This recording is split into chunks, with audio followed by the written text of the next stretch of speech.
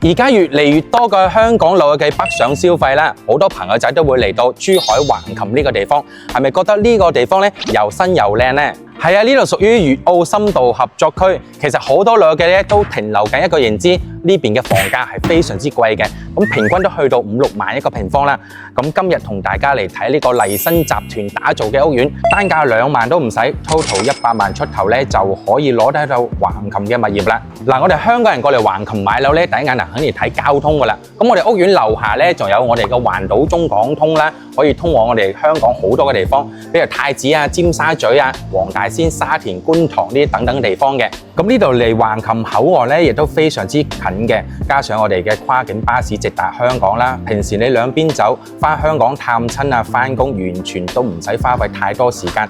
半個零鐘頭咧就可以切換港澳生活。呢個通勤節奏簡直係正到爆啊！好多老友記咧認為橫琴仲喺度發展緊，生活配套會唔會好唔方便呢？咁但係你睇我哋屋苑樓下咧就147萬方嘅創新方綜合體，咁行街食飯睇戲咧全部齊晒。其實好多老友記選擇喺呢度定居居住退休咧，就係貪佢夠方便、夠齊全。重點嚟啦，如果想嚟大灣區投資創業嘅老友記就有福啦！橫琴呢邊嘅稅收政策同埋創業補貼福利咧，真係對創業者非常之友好，而且呢個盤都係非常之好租嘅。附近嘅員工同埋珠海長隆嘅加持，每一日都有遊客、